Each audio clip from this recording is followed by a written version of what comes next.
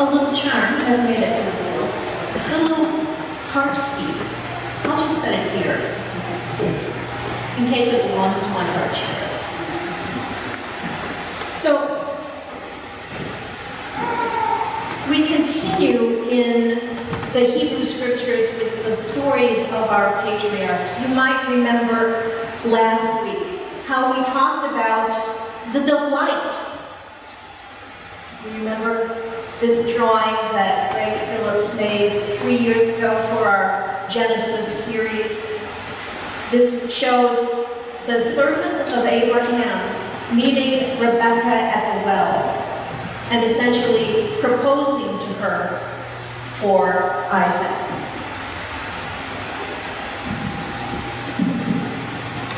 And today's drawing, again by Greg Phillips. Thank you so much, Greg. These are so lovely. And I hope you'll take some time to come forward after the service and look at the amazing detail of this. So Greg has drawn the brothers, Esau, the older, and here depicted, because Greg read the text, as kind of an oaf. And Jacob as the really good cook who stays close to home and connives. We're going to be exploring Jacob, who is so important in our early story, our beginnings story. Jacob is the one who becomes known as Israel, and that is the precursor of the faith that we have. You know, the one we follow, that Jesus followed, he was a really good Jew, and he would know these stories. Jacob is, in some ways, easy for us to not exactly vilify, but maybe mock. He does story after story after story. He is conniving. He connives with his brother Esau to get the birthright. Esau is hungry. He's been out hunting to feed the family. And Jacob says, you can have some lentil stew if you give me your birthright. As the eldest born, Esau is the one who would be privileged with twice the inheritance that his younger brother would have. But he gives that up because really he'd rather be hunting than worrying about such details. It is a beginning story for people to understand the animosity between two rival countries, Israel and Edom. Esau is the one who becomes the patriarch of Edom, and Jacob becomes Israel. Conflict is everywhere in the stories of Jacob, as we will see in the weeks going forward. Conflict is a real interesting thing. I know there are some of us who would do anything to avoid conflict, right? Okay, I'm not going to mention that to him because he's going to get mad, right? So I'll just pretend it doesn't exist. And yet conflict can actually be something that helps us become better people when we learn how to deal with conflict, huh? And that's kind of a tricky thing, rather tricky. So for me, in this window of time when we're under construction, which we really don't observe here in the sanctuary, right? I mean, the sanctuary is pretty pristine with how we're able to manage all the constructions that are going on over there.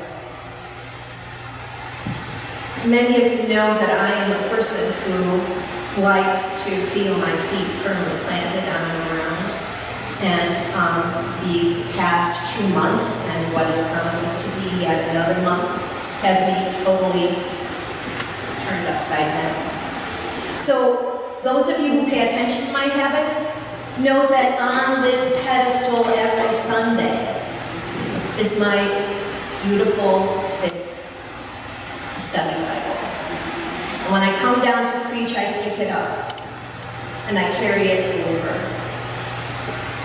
Yeah, I study Bibles and I study at home. Okay, I can handle it. And that little black thing that I used to carry my notes and to carry the bulletin, it's there too.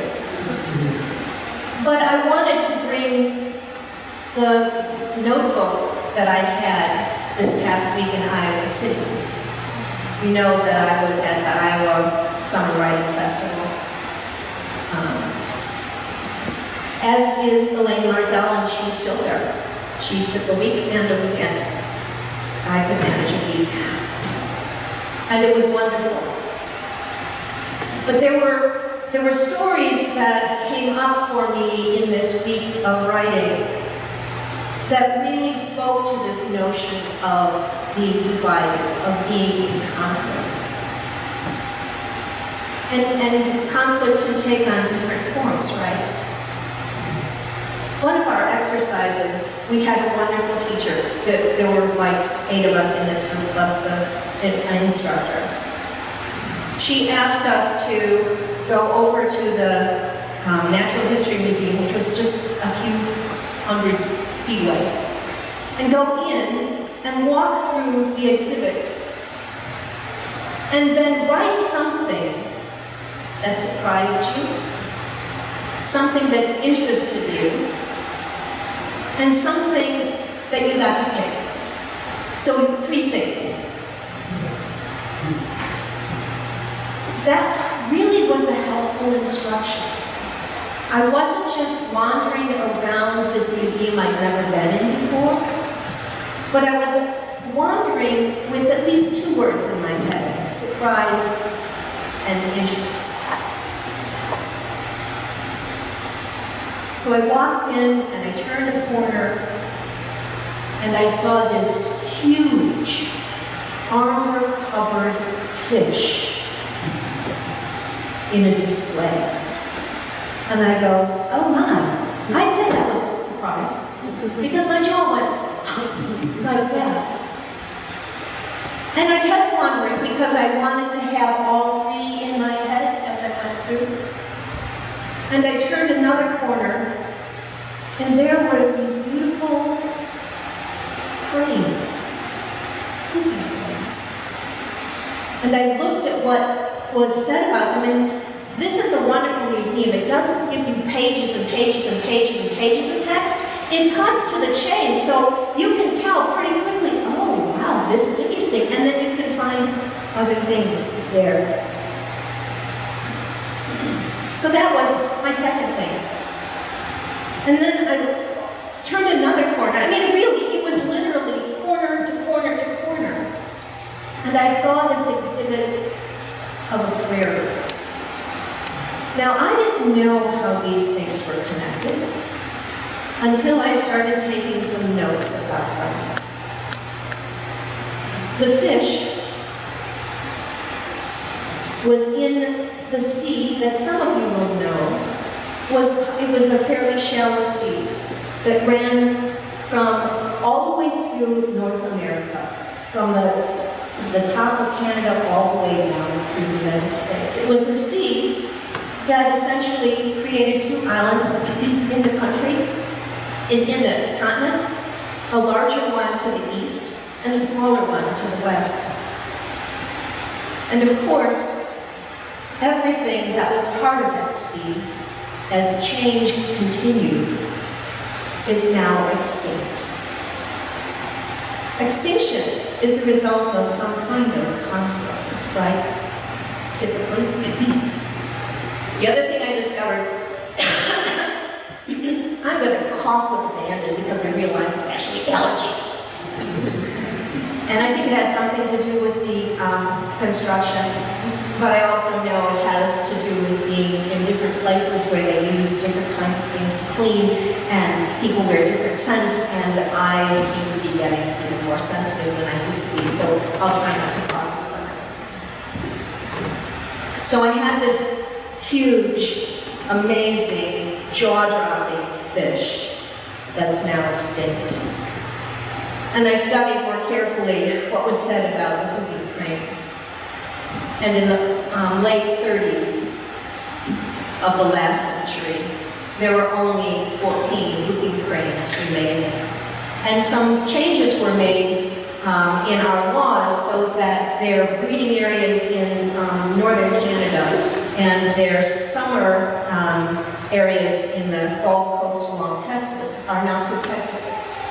And so as of about 10 years ago, there were 150 pairs of whooping cranes. So whatever had been going on, you know, the ways that they're hunted and annihilated has changed, and that helps, right? That makes it better.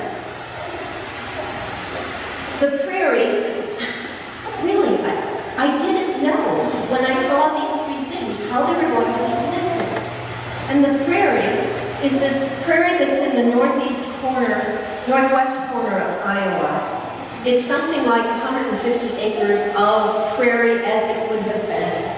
And the range of flora and fauna that exists in a prairie like that is amazing. And of course, like many other places in this country, all of Iowa was dug up to plant corn. So an inability for us to see the bigger picture was quite obvious in that.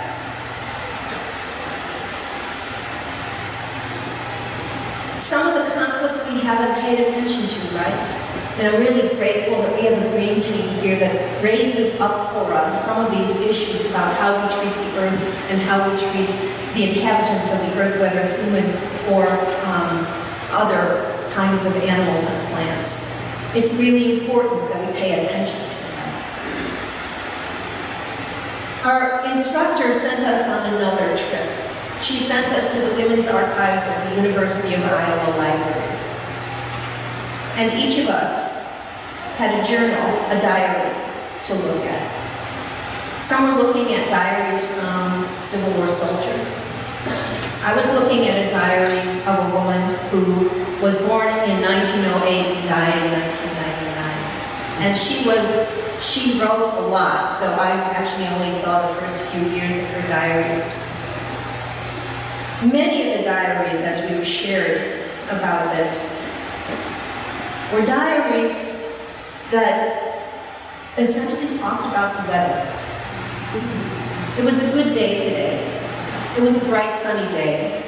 It was cold, but an okay day. It was too cold to even go out today. And then you'd see another note, something that would catch you and make you wonder about it. One of my colleagues was reading the diary of a Confederate soldier, and he would talk about the weather as they were marching a lot. He would talk about how far they marched. He would talk about the flowers that he saw along the way. He would talk about dancing with the women from the town last evening. And he'd say, today I helped bury 150 bodies.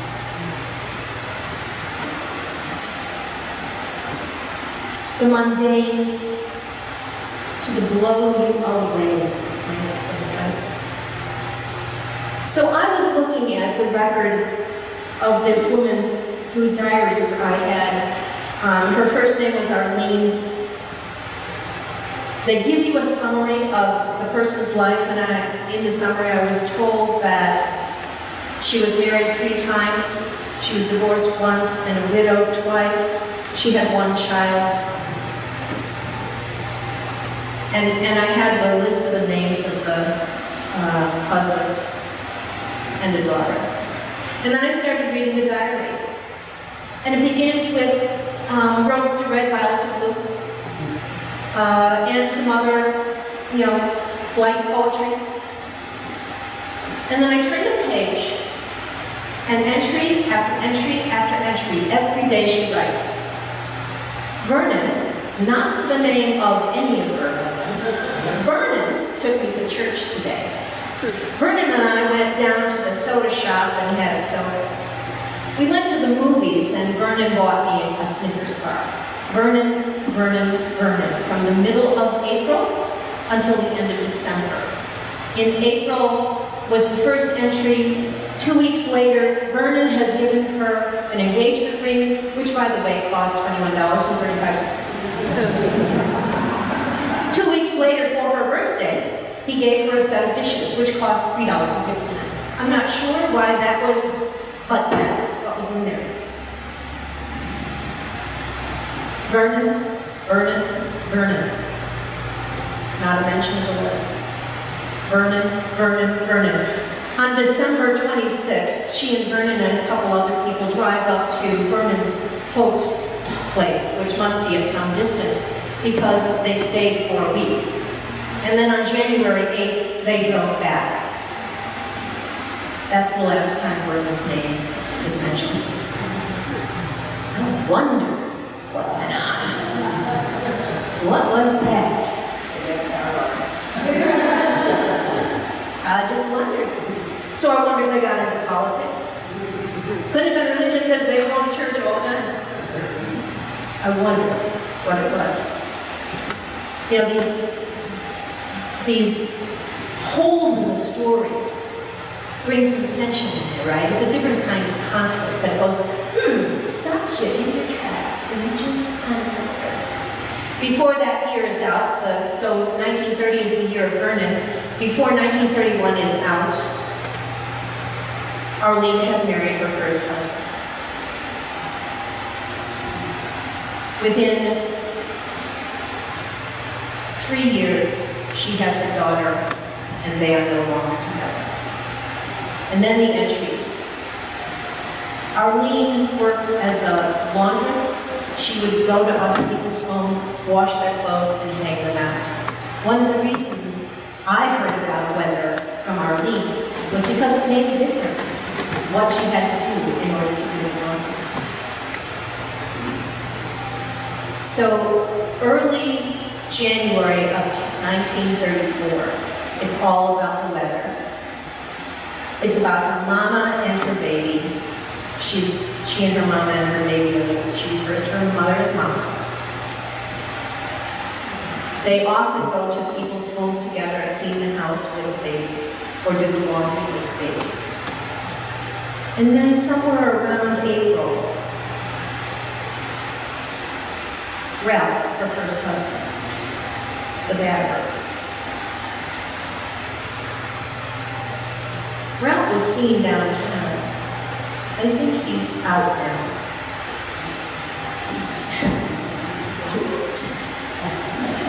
Boy, do we have some stories we can write about this. So even in the lack of detail, you can feel the conflict, you can feel the division, right? You go, whoa, what is in it?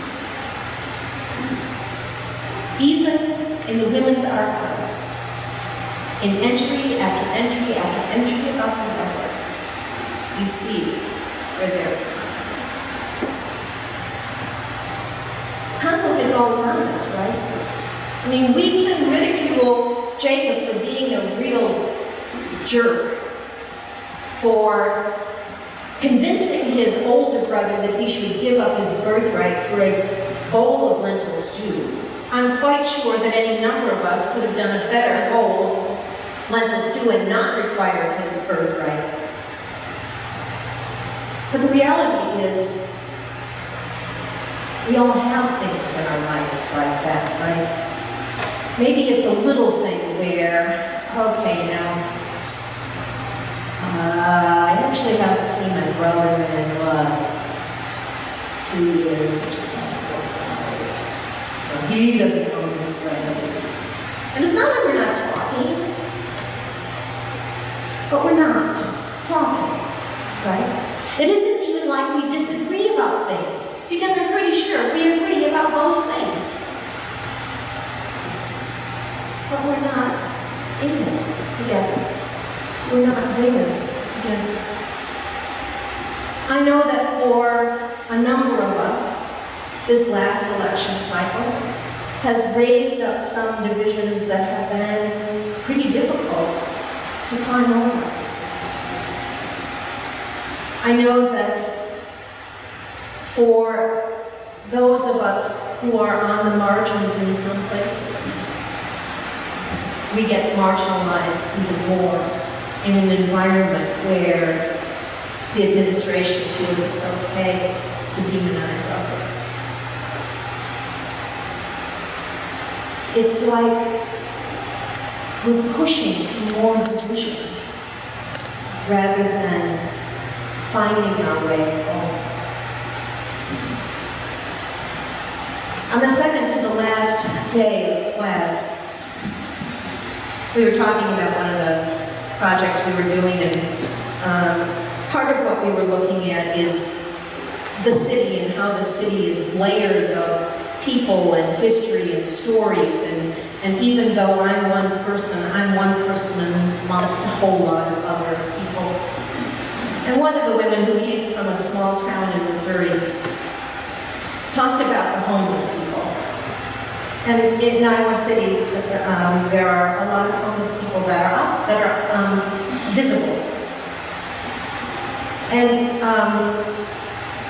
she kind of went into one of these speculations about, since I see the same people there all the time, and, it makes me wonder, really, are they homeless, or are they just, playing us? And I come from here, right? I come from here where, at least at some level, we try to humanize people who are different from us.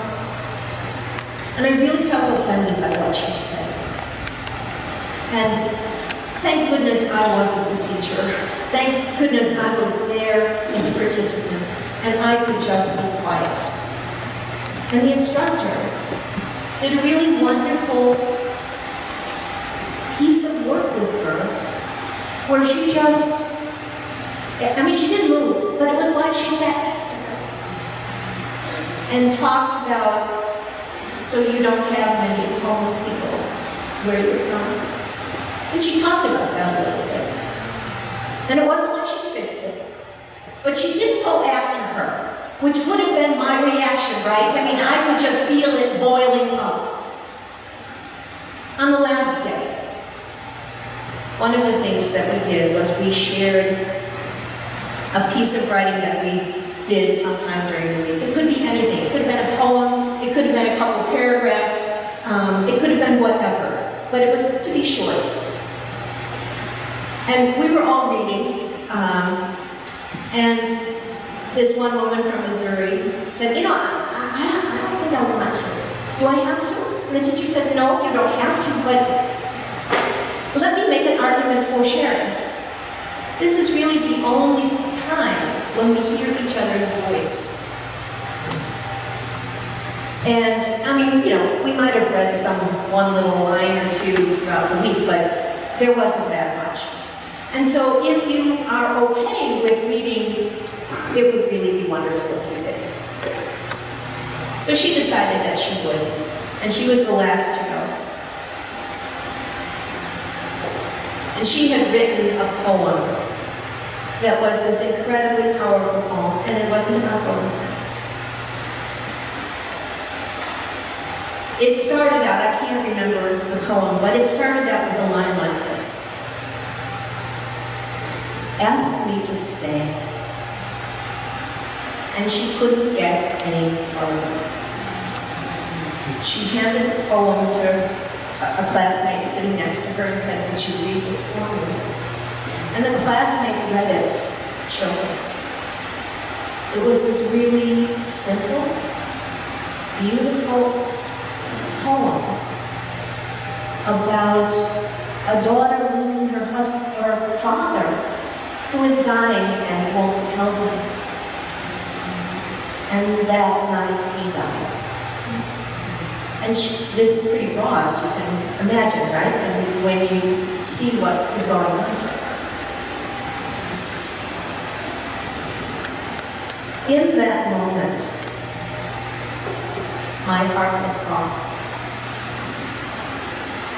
In that moment, I could no longer feel rage that she would understand what it must be like to be homeless. It didn't mean I agreed. but my heart is soft. I hope that as we continue through this saga of Jacob's story, that even though he's acting like a jerk, we might find a way to let our hearts be soft.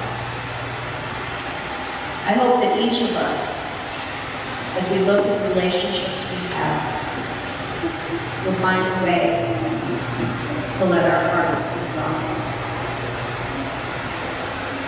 We need to be what God calls us to be. The world needs us to be.